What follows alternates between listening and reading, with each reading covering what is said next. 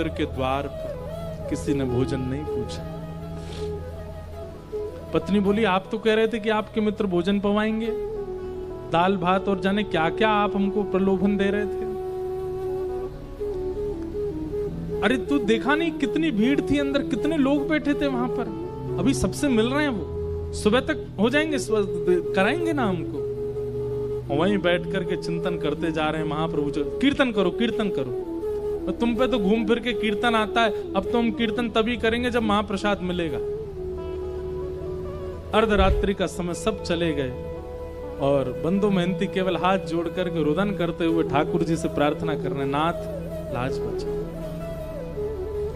और तभी महाप्रभु जगन्नाथ जी एक ब्राह्मण का रूप धारण करके आए, अपनी सुंदर थाल में महाप्रसाद स्वयं गए रसोई में ठाकुर जी, और जो महाप्रसाद रखा था जगह जगह से हंडियां उतार करके अपने हाथों से ही महाप्रसाद धर रहे हैं, अपने हाथ से ही दाल ला रहे हैं और फिर ढूंढ रहे हैं कौन कौन सी सामग्री कहाँ धरी है। सब जगह से, जैसे कोई थाल, माता थाल लगाती है बालक के लिए, उसको ये अच्छा लगता है ये भी पवा देते हैं, ये अच्छा लगता है ये भी तो महाप्रभु जी देख रहे हैं मेरे को भोग में क्या क्या अच्छा लगता है, वो सब सामग्री ढूंढ ढूंढ के निकाल रहे हैं। कटहल की सब्जी धरो, महाप्रसाद धरो, खिचड़ी धरो, इसमें दाल धरो, ये धरो, सब पूरा थाल अपने हाथों से सजा रहे हैं। सुभद्रा जी बलभद्र जी देख करके कितने प्रसन्न हो रहे हैं, वाह आज महाप्रभु, पूरी दुनिया इनकी थाल लगाती है लेकिन आज खुद थाल लगा के लेके जा रहे हैं।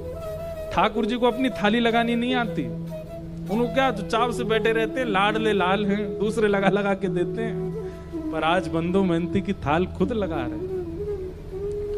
और थाल के ऊपर वस्त्र रख करके अपने कंधा पे, विशाल थाल है, कंधा पर रख करके ठाकुर जी बाहर आए और बाहर आकर, अरे कोई बंधु महंती नाम का आया है क्या? बंधु महंती तो नाम सुनकर के, मेरा नाम किसको पता भाई? मन में सोचा, पत्नी तो सो गई है, मन में सोचा कोई और होगा बंधु महंती मेरे जैसा, लेकिन देखा कोई और है भी नहीं, अकेला मैं ही बैठा हूं। ठाकुर जी बड़ी अपनी भौं चढ़ा करके और जैसे कोई बिना भाव दिए बात करता ना, ऐसी बात कर रहे हैं। ए भाई कौन हो तुम, कहां से आ गए हो? ये फटे पुराने लत्ते पहन, यहाँ बाहर निकलो, यहां से चले जाएंगे भगवान, पर हम ही बंधु महंती हैं। तुम बंधु महंती हो? बोला हाँ। अच्छा, अपना और परिचय बताओ। बोल और तो क्या परिचय? परिचय यही है कि मेरे पास ना तो घर है, ना व्यापार है, ना संपत्ति है, ना धन है, कुछ भी नहीं है। ठाकुर जी को अपना मित्र मानता हूं बस। अरे यही परिचय तो पूछ रहे थे। महाप्रभु जगन्नाथ जी आए थे स्वप्न में और स्वयं भगवान ही कह रहे हैं, बोले प्रभु महाप्रभु जगन्नाथ जी आए थे स्वप्न में, स्वप्न में आके बोले मेरा मित्र बंधु महंती। बोले 1 मिनट रुक जाएंगे? बोले क्यों?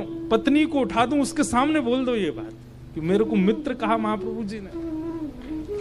पत्नी को उठाया, पत्नी बोली क्या हुआ? बोले देख महाप्रसाद लेके खड़े। एक बार दोबारा बोलेंगे ठाकुर जी ने स्वप्न में क्या कहा?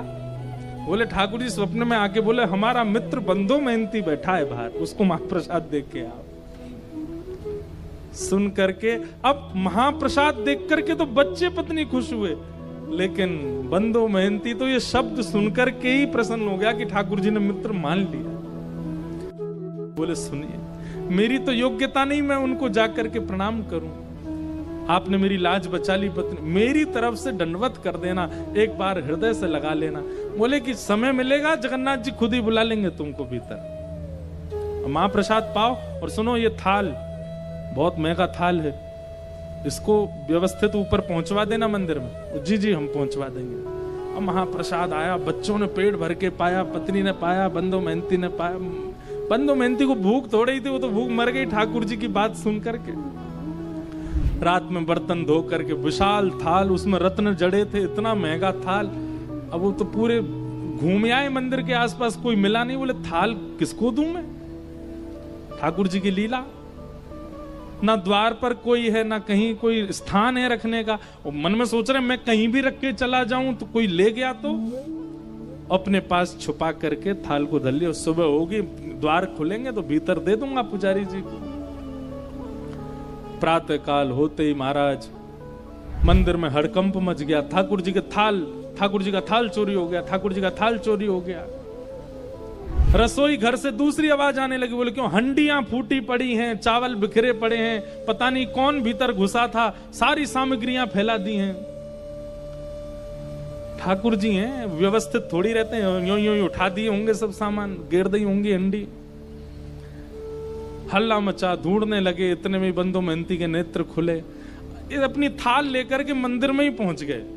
और जैसे ही इनके हाथ में थाल देखी तो शरीर की अवस्था, वस्त्रों की अवस्था से लगता ही नहीं है कि इसके पास थाल, चोर ही मालूम पड़ रहा था।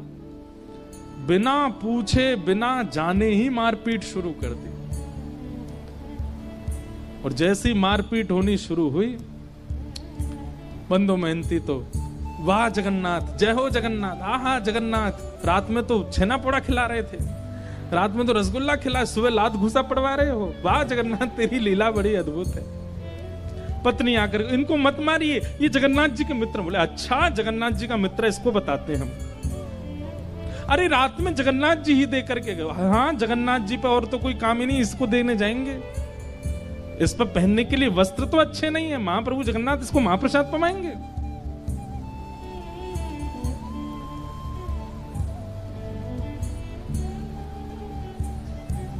इतना मारा कि बंधु महंती बेहोश तो नहीं हुए, पर ठाकुर जी के ध्यान में चले गए। बोले नाथ आपकी लीला, श्रीमद् भागवत में गोपियां कहती हैं, मैवम विभोर हति भवान गदितम नृशंसम संत्यज्य सर्व विषयाम तव पाद मूलम। हे ठाकुर जी, सब चीज छोड़ करके भक्त आपकी शरण में आता है, लेकिन आप परीक्षा लेने से बाज नहीं आते, आप बहुत परीक्षा लेते हो। बंधु महंती चिंतन कर रहा, वाह नाथ, आप चाहो तो सब कुछ देते हैं और आप चाहो तो मारते पीटते। ठाकुर जी तुरंत दैतापति राजा के स्वप्न में गए और कहे, बोले मेरा परम सखा बंधु महंती, यार तुम्हारे लोग उसको मार रहे हैं, अभी जाओ, जाकर के उन लोगों को रोको और उन सबको बताओ। उनका दिमाग नहीं चलता, खुद वो स्वयं नहीं विचार कर सकते। जब मंदिर का ताला नहीं टूटा है, मंदिर के अंदर के सांकर तक नहीं खुली है, तो फिर भीतर से थाल बाहर कैसे चला गया? अरे मानव को ताला तोड़ना पड़ेगा, सांकर खोलनी पड़ेगी, तभी वो किसी सामग्री को चुरा सकता है। पर मेरे लिए कोई द्वार नहीं होता, कोई ताला नहीं, मैं जहां चाहूं जा सकता हूं। बता दो, थाल वो नहीं लेके आया, मैं दे के आया, मेरा मित्र बंधु महंती आया। राजा ने आकर के सबको रोका। बोले क्यों मार रहे हो? इन्होंने बोले थाल चुराया, ताला खुला हुआ मिला था क्या? बोले नहीं। बोले रसोई घर में सब सामग्री फैली थी। बोले रसोई के ताले खुले हुए? तो बोले नहीं। बोले भाई जब ताले ही टूटे नहीं तो फिर ये सामग्री बाहर कैसे आई?